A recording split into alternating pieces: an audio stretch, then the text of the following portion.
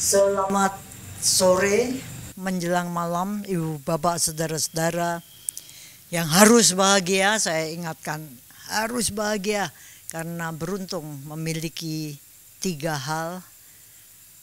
Yang pertama, kita harus bahagia karena beruntung telah lahir di alam manusia.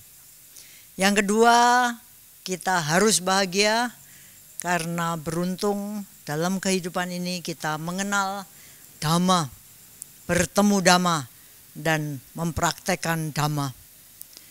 Serta yang ketiga, kita harus bahagia karena masih hidup, masih memiliki kesempatan untuk mengumpulkan jasa kebajikan yang merupakan harta sejati untuk dibawa pindah alam.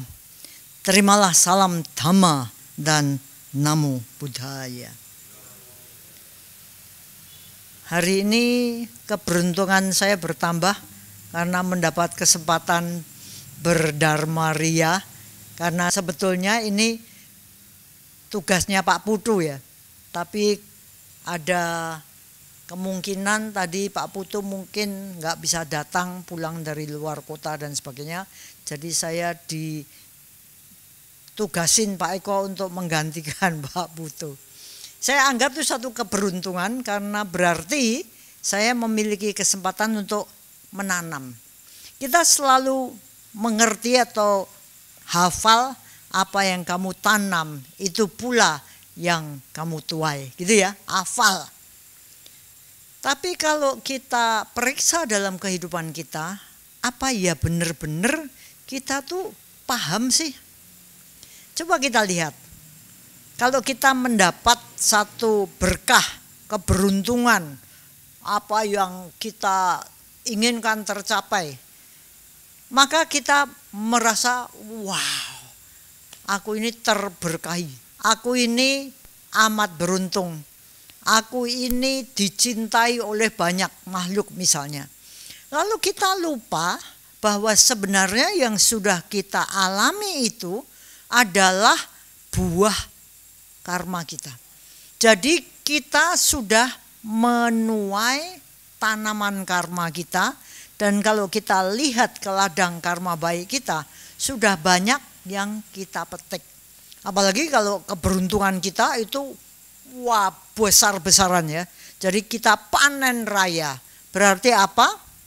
Berarti ladang karma baik kita, pohon karma baik kita sudah banyak yang tidak lagi berbuah. Bayangan saya seperti kalau pisang itu kalau berbuah ya sudah ya, kita harus tanam lagi gitu ya. Maka itu pula yang harus saya ingat sebagai siswa Sang Buddha. Sesuatu yang terjadi pada kita, baik atau buruk, itu adalah tanaman karma kita. Nah, kalau memang kita yakin bahwa itulah kebenaran di dalam kehidupan, maka menarik sekali bahwa sebenarnya hidup ini gampang. Apapun yang kita lakukan, mari kita lakukan dengan penuh semangat sebaik yang kita bisa. Apapun. Tapi seberapa kita sadar bahwa sebenarnya kita seringkali lengah. Seringkali kita tidak waspada, seringkali kita tidak sadar tentang apa yang kita lakukan di dalam 3 pintu, yaitu pikiran, ucapan, dan perbuatan fisik. Nah, kalau kemudian kita ini menuai karma baik, maka ada satu-satunya yang harus kita lakukan, yaitu tanam lagi. Kan gitu ya. Lah kita sudah menuai banyak, harus kita tanam lagi dong. Sebaliknya, kalau banyak sial kita, celaka kita, buah karma buruk yang kita tuai dalam hal-hal yang tidak kita sukai, tidak kita inginkan, itu pun berarti kita memanen buah karma. Cuman kali ini karma buruk. Maka satu-satunya yang harus kita lakukan sama kan? Kita harus menanam karma baik. Jadi kalau kita lihat begitu, sebenarnya hidup ini sederhana loh. Yaitu apa? Konsentrasi melakukan karma baik. Itu tok. Mau kita menemui hal baik, ya kita tetap melakukan hal baik-baik. Kita ketemu hal-hal yang tidak baik, ya tetap kita harus melakukan hal yang baik-baik. Supaya nanti buahnya baik. Gampang ya? Tapi seberapa kita ini sebenarnya memang tolol gitu ya. Dungu kalau katanya Sang Buddha. Kita kalau seneng mencapai sesuatu yang kita cita-citakan, seringkali kita ini lupa bahwa kita ini mungkin makan makanan sisa yang sudah kita masak kemarin. Kita lupa masak lagi untuk hari ini yang mungkin bisa kita makan besok. Kita lupa kalau pas seneng-seneng, wah pesta-pesta dan segala macam, kita lupa lengah untuk melakukan kebaikan, karma baik. Begitu juga kalau kita ini pas ketemu sial, masalah, kita hancur, kita down. Ya, orang-orang kalau ngomong down gitu ya, maksudnya jatuh. Terus gimana? Kita juga lupa, kita juga lengah. Pikiran kita terus diisi dengan kesedihan lah, marah lah, sedih, marah, dendam, benci, iri, tersinggung, segala macam yang sebenarnya merupakan tanaman buruk yang baru lewat pikiran.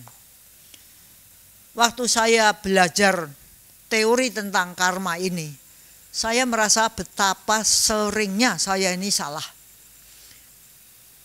Saya tidak menyadari dulu, sampai sekarang ya masih sering tidak menyadari.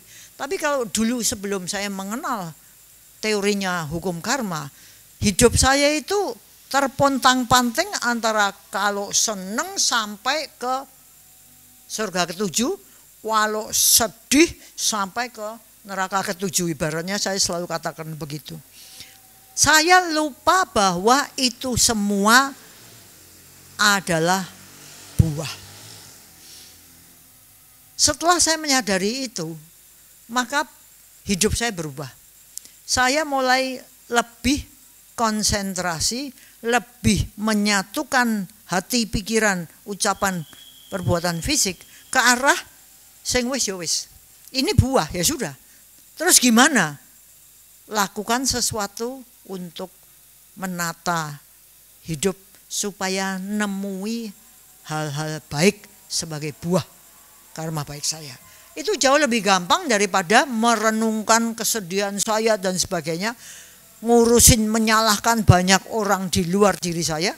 Karena kemudian saya sadar apapun juga itu ternyata salah saya sendiri, atau apapun juga itu benernya saya sendiri. Maka kalau kita berada dalam dunia pendidikan atau kita lihat dalam dunia kesehatan, sekarang ini banyak sekali orang yang sakit jiwa. Maka banyak istilah-istilah yang misalnya dikit-dikit aku stres, dikit-dikit aku butuh apa? Healing. Healing itu artinya penyembuhan. Jadi kita semua ini sakit apa? Sakit jiwa gitu ya. Sidik-sidik mau healing. Maksudnya healing apa? Stres. Jadi piye? Aku mau apa? Dolan lah, pesta lah, apalah. Pokoknya untuk seneng-seneng katanya untuk supaya tidak stres. Perbuatan seperti ini kalau kita lihat sudah merajalela secara umum sampai kita nganggapnya itu hal biasa, ada kemungkinan kita ini ikut loh. Dikit-dikit kita juga ngomong, aku stres, aku depresi. Ada yang mau bunuh diri, ada yang menyakiti diri sendiri. Hal-hal seperti gitu kita banyak lihat di dalam dunia pendidikan atau kesehatan. Minggu lalu saya dititipin pesan sama seorang psikiater. Mbak Lani, anak-anak dididik supaya tidak gampang depresi. Anak-anak itu harus dididik supaya tidak gampang down. Harus jadi anak yang tangguh. Karena dia sebagai psikiater, waktu ngomong sama saya itu sedang menangani seorang mahasiswa yang mau bunuh diri. Karena sepanjang hidupnya dia dari SD sampai kuliah semester yang tinggi itu selalu cum laude. Jadi kalau kuliah itu hampir 4 ya. 3, berapa? 3,9 katakan begitu. Hampir cum laude. Nah, waktu sebelum itu, semester sebelum itu, anak ini sekolahnya kedokteran ya. Halo. Pinter lah. Nilainya kuliah itu turun menjadi 3,6. Hancur sudah dunianya. Saya ya domblong gitu ya. 3,9 turun jadi 3,6 udah nggak kuat. Sudah nggak kuat. Hidup sudah terasa runtuh. Akibatnya apa? Mau bunuh diri.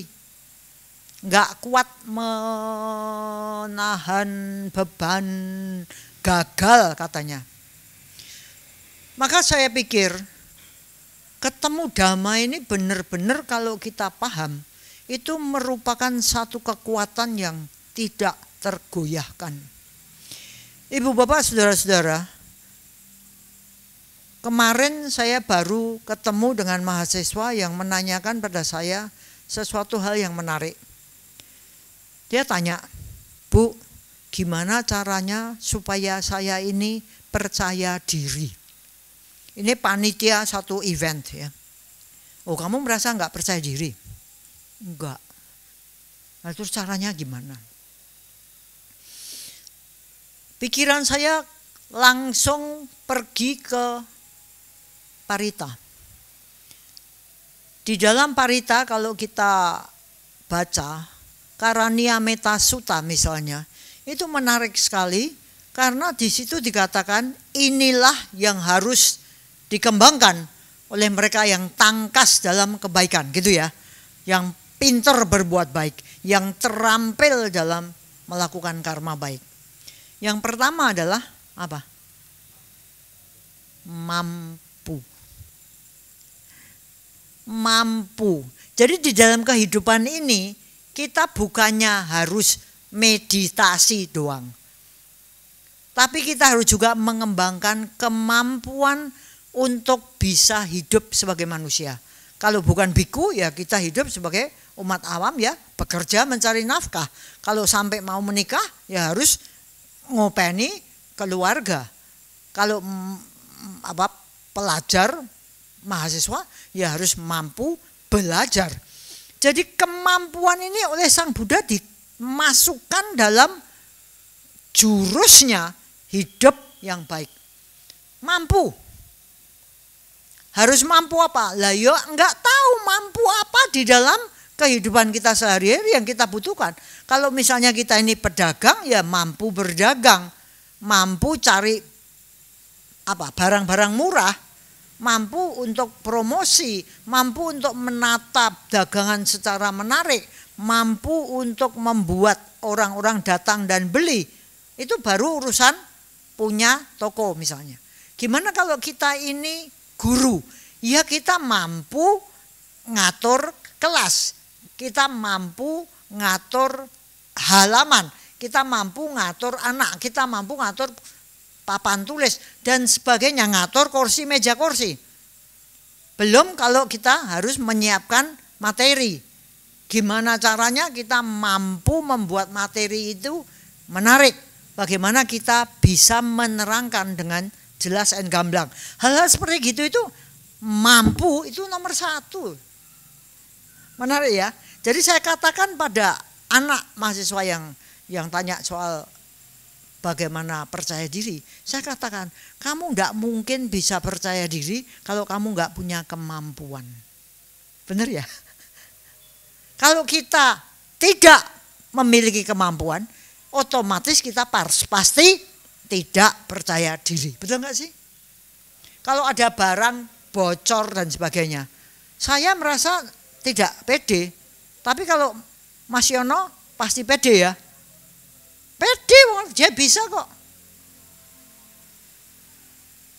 Jadi percaya diri itu dimungkinkan kalau kita memiliki pengetahuan. Maka kita kembali ke Parita. Saya teringat pada bait keberapa yang mengatakan memiliki pengetahuan dan keterampilan, terlatih baik dalam tata susila. Kemudian apa? Berucap. Jadi memiliki ucapan yang baik. Betul enggak? Saya bacakan ya. Berpengetahuan luas, berketerampilan, terlatih baik dalam tata susila, dan bertutur kata dengan baik. Itulah berkah utama. Jadi kalau kita hubungkan percaya diri dengan hal yang dikatakan oleh Sang Buddha tentang kemampuan, di sini kita bisa ngerti bahwa kita sebagai umat Buddha harus terus belajar supaya bisa memiliki pengetahuan yang luas. Maksudnya macam-macam. Nggak bisanya cuma ini doang, tapi macam-macam. Jadi bertumbuh dan berkembang. Tumbuh itu artinya makin pinter dalam satu hal. Berkembang itu artinya makin bisa dalam berbagai hal. Kita bisa memiliki kepercayaan diri, pede, kalau kita punya kemampuan yang merupakan hasil dari proses belajar. Benar enggak sih? Benar enggak sih? Coba kita lihat anak lulus terus mau dunia kerja, dia pede apa enggak? Belum tentu loh. Lah kalau dia pertama kali di dunia kerja, dia belum paham gimana dia bisa pede. Betul enggak? Tapi kalau dia terus belajar, saya harus apa sih? Saya harus apa sih? Dalam berjalannya waktu, makin lama dia akan makin bisa menguasai bidangnya dan pedenya mulai muncul. Benar enggak sih? Jadi saya katakan, kalau kamu tidak mau menguasai pengetahuan dan keterampilan, belajar. Kalau kamu nggak mau mengatur tata susilamu, terus berlatih. Kamu tidak bisa bertutur kata dengan baik, gimana kita bisa pede? Saya tiba-tiba menyadari, iya, Dhamma itu luar biasa loh. Ada saja jawaban yang macam-macam.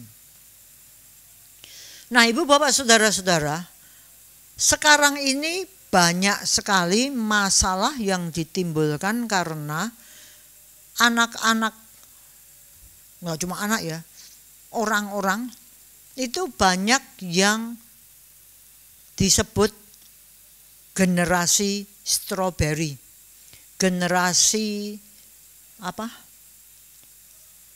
Keset, generasi mager, malas gerak, generasi yang gampang ambyar.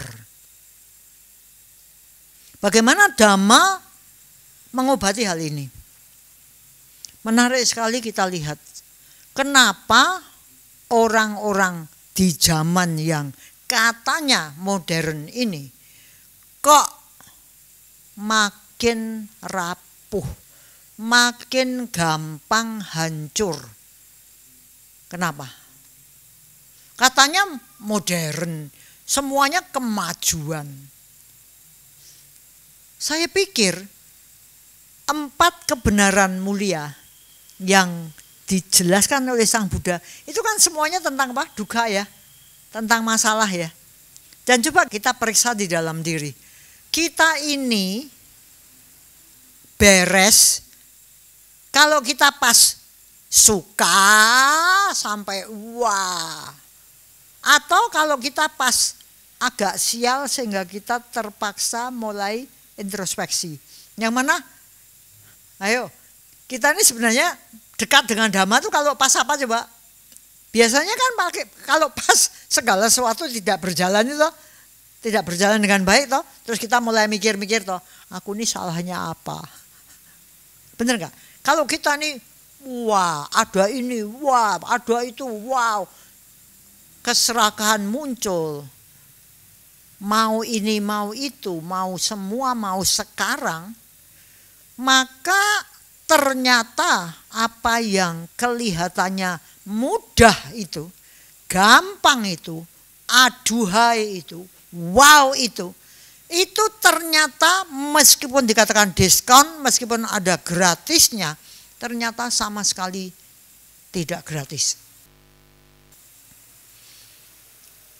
Contoh, saya punya adik yang juga dosen, juga di jurusan bahasa Inggris. Dia mengajar writing, menulis. Suatu ketika baru semester ini dia katakan, aku bingung Cilan, mau ngajar apa? Loh, saya juga bingung. Loh kok kamu bingung kenapa? Karena sekarang ini aku sudah tidak tahu mesti harus mulai dari mana. Saya juga bingung. Loh kok bisa ngomong gitu kenapa? Karena sekarang ini mahasiswa sudah tahu satu aplikasi yang tidak perlu mengarang. Loh, gitu. Tinggal kasih kata-kata kunci, terus enter, jebret, di monitor sudah ada kalimat-kalimat yang indah tanpa kesalahan grammar, tanpa kesalahan spelling, semuanya sudah rapi dibikin. Terus kita sebagai dosen, sebagai guru mau ngajarin apa kalau sudah dibikinkan sama komputer? Saya baru ngeh ya, iya ya, kamu punya masalah itu. Iya, saya nggak punya masalah karena saya di jurusan itu ngajari motivasi, dan motivasi nggak bisa pakai enter gitu ya. Tapi bagi orang yang ngajarin tata bahasa, mau ngajarin apa? Karena sudah ada aplikasinya, jebret keluar. Para guru pernah punya masalah bikin soal pakai aplikasi A, bikin soal, yang bikin itu agak susah juga ya. Tapi karena ada aplikasinya, waktu itu pandemi kan gampang, langsung semua anak bisa disebarkan gitu. Anak-anak kan nggak bisa datang ke sekolah. Anak yang biasanya deg-deg gitu ya, tidak begitu pinter di dalam matematika itu waktu itu bisa jawab toeng online ya, dapat 100. Setiap kali matematika dapatnya 100. Nah, mulai banyak gusah-gusuh. Loh si A kok dapat 100 padahal biasanya dapat 40, 60 misalnya gitu ya. Kok ini dapat 100 dan terus. Akhirnya ada orang tua yang juga pinter teknologi memberitahu kita, bu gurune kalah pinter sama anaknya. Sebabnya apa? Karena anak ini punya orang tua yang pinter teknologi dan diajari bagaimana nge-crack aplikasi ini. Jadi ada aplikasi yang lawannya. Ini kita bikin soal, oke? Si anak itu pakai aplikasi lawannya ini, counternya ini, terus enter, komputer yang garap soalnya bu guru. Jadinya masih betul semua toh. Terjadi enggak? Terjadi. Itu semua gampang. Cepet. Kelihatannya enak. Iya.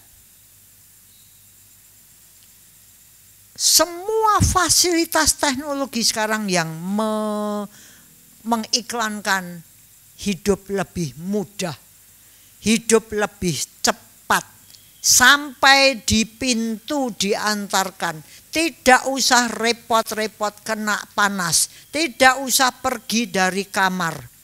Gampang, cepat, sesuai yang mau. Betul ya? Banyak ya? Banyak ya pola seperti itu. Kita kesengsem dengan aplikasi itu. Kita kesengsem dengan fasilitas itu. Akibatnya kita tidak mau rekoso. Kita nggak mau lagi berjuang, kita nggak mau lagi bersusah payah. Berarti kalaupun di situ dikatain bebas ongkir, banyak ya yang sekarang gitu ya, murah meriah, diskon 40%, beli satu gratis satu. Semua ini membuat kita ini wow. Apa yang kita kembangkan? Loba. Begitu loba kita, serakah kita muncul, aku mau ini bergulir ke pendulum yang sebelah sini, kita nggak mau apa? Nggak mau rekoso, nggak mau capek, nggak mau panas-panas, nggak mau lama-lama, nggak mau naik sepeda, nggak mau nyuci, nggak mau laundry aja. Apa lagi? Masak nggak mau, beli aja. Apa lagi? Itu kalau lihat Shopee, itu sampai penderitaannya ada loh. Pilihannya tuh banyak banget. Bener nggak sih? Betul ya? Saya ingat seorang profesor Dhamma yang diundang waktu kami, Wena dan saya, ke Buddhist Library. Itu profesornya itu udah rodok botak gitu ya, karena pinternya setengah mati botak. Dia dari Sri Lanka datang ke Singapura, dia bilang sama panitianya, I need shampoo gitu. Aku butuh sampo. Nah, panitianya juga bingung mau gimana, dibawalah ke mall. Lah mall itu kan samponya tirik-tirik gitu kan. Puluhan, mau yang mana mereknya aja macam-macam, tiap merek juga wah variasinya macam-macam. Dia masuk ke situ, dia geleng-geleng terus dia ngomong, "Wong yo," namanya Wong yo, "aku nih cuman butuh shampoo. Kok kamu kasih aku penderitaan?" Saya selalu ingat itu. Jadi kalau lihat di dalam ini aplikasi apa lagi? Shopee itu ada lagi? Topet. Apa lagi? Loh, beli Lavada. Apa? Lazada. Itu coba loh, satu aja memberi penderitaan, apalagi kalau banyak gitu. Kelihatannya kita dimanjakan dengan segala macam fasilitas. Akibatnya apa? Akibatnya kita kehilangan ketangguhan. Itu sebabnya kalau kita lihat caranya Sang Buddha hidup untuk mencapai peningkatan spiritual, itu mesti dari duka. Hidup sederhana, itu kan banyak dukanya. Kita kan maunya hidup mewah, hidup foya-foya, hidup hura-hura, hidup mewah-mewah. Kalau kita ini tidak mau menganggap bahwa ajaran Buddha itu yang benar-benar membawa kita pada peningkatan kualitas batin, dan kita memilih yang gampang-gampang, yang hura-hura, foya-foya, mewah-mewah ini, maka jangan kita konyol menginginkan kebahagiaan. Karena kalau kita milih yang hura-hura, foya-foya, mewah-mewah, meskipun dikatakan itu membahagiakan, itu menyenangkan, itu bikin mudah, itu bikin hidup lebih bermakna, nyatanya kehidupan sekarang kita itu bayar, kita gadaikan ketangguhan kita. Kita bayar dengan hilangnya kekuatan di dalam mental kita. Apa iya? Nah, coba kita bandingkan aja deh. Kalau seandainya saya ini ditawarin mau ke Jakarta, milih, ya no? Mau ke Jakarta, milih naik pesawat atau naik bis? Pesawat dong, dibayari kok. Kalau bayar sendiri ya pakai bis, ya. Kalau dibayari pakai apa? Naik apa? Pesawat. Sekali kita naik pesawat, 2 kali kita naik pesawat, 3 kali kita naik pesawat, keempat kalinya kita kembali ke bis malam, apa yang terjadi di pikiran? Wah, kok lama. Wah, kok apa? Panas. Wah, kok kesel, capek. Wah, kok nggak angler, ya. Keluhan-keluhan itu datang terus nggak sih? Loh, padahal dulunya tuh kita naik bis malam. AC-nya jendela buka. Bener nggak sih? Dari situ kita sudah ngerti pikiran ini gampang kepencot ya, kesengsem, gampang ditipu, gampang dibelenggu. Maka saya ingat satu kata kama bandu ya, diterangkan oleh seorang guru. Bandu itu diambil ke dalam bahasa Jawa, artinya bondo. Jadi kama bandu itu kita dibondo. Bondo. Oh, sembuh. Bondo. Bondo. Bondo itu harta, ini bondo gitu ya. Ah, sembuh. Kita ini dibelenggu oleh karma kita. Makanya jadi kama bandu. Itu bagi saya jelek gitu. Oh gitu ya. Oleh sebab itu begitu kita milih karma apapun juga, kita ini terbelenggu, terikat sama buahnya. Jadi jangan milih ini tapi mau tangguh. Tidak bisa. Kita sudah dibelenggu oleh buah karma yang kita pilih. Contoh lagi.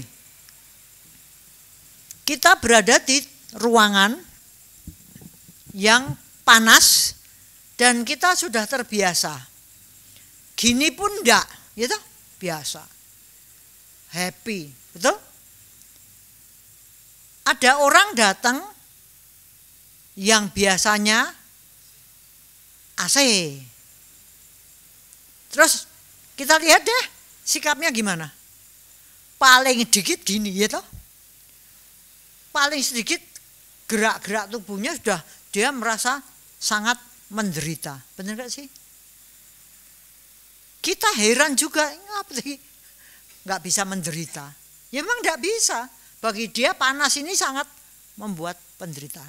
Maka kita bisa bayangkan ya, anak kecil dari bayi dimasukkan sudah dalam ruangan AC.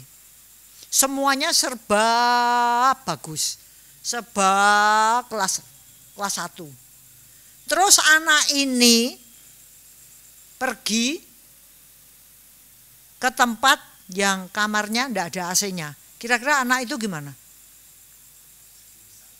Belingsatan, nangis terus, nggak bisa tidur dan sebagainya. Betul nggak? Jadi kalau dipikir anak dari kecil sudah diberi fasilitas kayak gitu, itu jangan ngomong kita sayang sama anak. Enggak loh. Kita sebenarnya membuat anak itu menjadi anak yang tidak tangguh. Benar gak sih?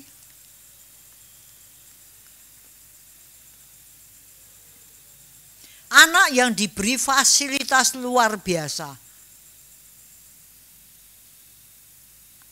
akan menjadi anak yang tangguh atau menjadi anak yang cengeng, yang gampang down, gampang sedih, gampang frustrasi, gampang marah, gampang segala macam. Yang pertama atau yang kedua? Yang tangguh atau yang gini-gini nih? Yang kedua. Jadi kalau saya pikir belajar Dhamma itu menarik. Kalau kita lupa, terus karena kita ini hidupnya lebih ekonomi sukses, gitu, milik lebih banyak punya harta, terus kita meningkatkan taraf hidup dengan segala macam fasilitas. Pertanyaan, kita sadar enggak kita kehilangan apa? Benar ya? Itu yang saya pikir kenapa sekarang ini manusia secara umum itu gampang sekali stres. Karena enggak terbaca. Malah menghindari penderitaan. Akibatnya apa? Lembek. Dikit-dikit sudah ngeluh, dikit-dikit ngeluh. Dikit-dikit ngomongnya apa? Enggak kuat. Enggak kuat apa tuh? Hidup kayak gitu masih enaknya kayak gitu, tapi bagi dia sudah sangat menderita, hancur. Nah, kemudian karena kita ini mendidik anak-anak atau mendidik diri kita, pikirnya di kelas atas, maka kemudian apa yang terjadi? Kita mulai berlomba dengan orang-orang lain yang di kalangan elit itu, benar gak sih? Kita kalau kita sama-sama kere itu kayaknya kita rukun-rukun aja ya. Bener gak sih? Saya senang berada di para tukang tuh. Mereka tuh nggak ada bully. Dia kalau ngomong ya seenaknya sendiri. Walah goblokmu bang. Bambangnya nyengenges. Ayo Ken goblok anggar urip. Biar goblok asal hidup. Dia nggak merasa tersinggung. Coba kita dia ngomongin goblok. Wah bully. Jadi perkara. Bener gak sih? Saling menggoda, mengejek di kalangan orang bawah, kalangan bawah. Itu sangat menyenangkan tuh, bener gak sih, Yon? Saya senang berada di kalangan tukang-tukang dan sebagainya itu karena mereka tuh happy, kerja tuh nggak ngeluh. Mereka lapar aja bisa jadi guyon, betul ya? Kalau saya belikan minum es teh itu aja senengnya setengah mati ya, Yon ya. Ngerti maksud saya? Jadi orang-orang yang kelihatannya di kalangan bawah, ini adalah orang-orang yang kaya dengan kebahagiaan. Kaya dengan apa? Kegembiraan. Kaya dengan gampang merasa puas. Makin kita ke atas, makin kita sulit dipuaskan. Apa enggak salah? Benar enggak sih? Maka kalau menurut saya ada tanda seru gitu loh. Ayo kita hati-hati loh. Kalau gitu kita nggak boleh meningkatkan taraf hidup. Boleh, tapi jangan lupa pada ini loh. Kaki itu nempel bumi supaya kita ingat. Ada anak yang harus memperoleh sekarang dan semua. Suruh antri, nggak bisa. Antri dia marah. Lah orang tuanya kalau punya kekuasaan atau punya duit, ikut campur. Terjadi enggak? Terjadi. Di sekolah itu bisa aja terjadi. Orang tua marah karena anaknya disuruh antri. Dupi itu. Kalau anak saya cuman mau dikasih kayak gitu, harus nunggu sampai berapa lama saya belikan itu semua. Bisa nggak terjadi? Bisa, kesombongan mulai.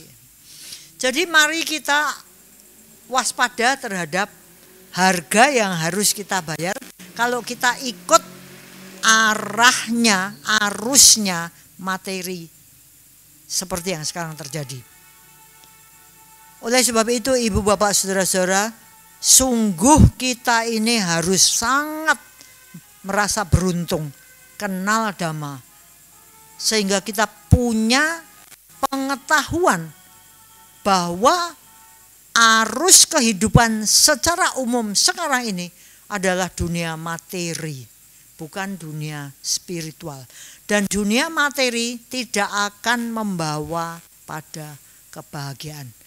Dunia materi tidak akan membawa pada ketenangan, kedamaian. Tidak akan. Karena dunia materi itu dunia yang penuh dengan loba. Mau lebih, mau lebih. Sekaligus kemudian tidak mau ini, tidak mau itu. Jadi loba dosa. Loba dosa. Kuat sekali, kita bisa lihat di mana-mana. Saya merasa beruntung kenal Dhamma, kenal meditasi, bisa melihat bagaimana pikiran bekerja, sehingga untuk terseret itu lebih sulit daripada kalau saya tidak tahu. Bagaimana sekarang palsu, kepalsuan seperti tadi. Mahasiswa tidak kerja sendiri, tapi lewat aplikasi, jebret. Palsu tuh ini, menipu lagi. Penipuan banyak sekali. Sungguh berlawanan dengan Dhamma. Jujur, lurus. Sangat berlawanan. Jadi kalau kita lihat sekarang ini, dunia kebanyakan kalau kita enggak hati-hati, kita terseret ke situ, kita habis. Maka kalau ada orang yang bertanya, dalam dunia modern seperti ini, apakah Dhamma itu relevan? Ngajarin kok ngajarin duka, meskipun menuju akhir juga. Apa iya relevan dengan kemajuan zaman? Saya selalu katakan justru karena zaman edan kayak gini, Dhamma itu amat sangat dibutuhkan. Nanti menurut ramalan saya, pada waktu orang-orang sudah kedobrakan, sudah jenuh dengan ini materi-materi kayak gini nih, mereka sudah habis secara mental, secara spiritual sudah sangat ambruk ya. Ketangguhan tidak ada lagi, isinya cuma benar-benar penderitaan yang merupakan hasil dari karma mereka karena mengumbar hawa nafsu. Pada titik itu mereka akan cari Dhamma. Kita yang sudah kenal Dhamma, jangan sampai malahan melepas untuk kemudian mengejar nikmat duniawi, ngumbar hawa nafsu melalui indera kita. Mari hati-hati mengendalikan 6 indera yang kita miliki sebagai manusia. Dengan cara demikian, maka kita akan bisa mempertahankan ketenang-seimbangan ini dan semakin bersemangat untuk menyerang loba dosa moha dengan cara menumbuhkan lawannya. Loba diserang dengan aloba, dermawan. Bantu. Beri. Tolongi. Dosa, kebencian diserang dengan dosa, cinta kasih sayang, simpati, peduli. Kalau kita kasihan sama orang tuh namanya apa? Welas asih, kita mau menolong orang-orang yang membutuhkan pertolongan, kita praktekkan itu untuk menyerang kebencian, kemarahan. Ya, dengan kesabaran, dengan kekuatan, ketekunan dan sebagainya. Lalu yang paling serem adalah moha, khususnya kesombongan. Kita serang dengan panya, dengan kebijaksanaan, bahwa kita harus hati-hati, harus sering lihat negatif ini muncul, ini kesombongan muncul, ini nggak mau kalah muncul, yang buruk-buruk tentang kita tahu, sehingga kita bisa menyerang dengan panya. Ini tidak baik, ini tidak membawa pada akhir penderitaan, tidak membawa pada akhir masalah. Dengan cara demikian, ibu bapak, saudara-saudara, cocok dengan apa yang di depan tadi kita katakan, tidak percuma kita terlahir sebagai manusia, tidak percuma kita kenal Dhamma, dan tidak percuma kita masih hidup, karena berarti secara sempitnya saja kita masih punya kemampuan, punya waktu untuk menambah pengetahuan, meningkatkan keterampilan, dan berupaya untuk tata susila diperbaiki dan meningkatkan juga tutur kata kita lebih bermutu. Semoga apa yang bisa kita renungkan tentang gejala-gejala yang banyak terjadi, secara umum terjadi, yaitu pemanjaan indera, nafsu indera. Ini kita waspadai untuk bisa terbebas. Semoga semua makhluk bahagia dan semoga yang terbaik datang pada kita semua. Sadu, sadu, sadu.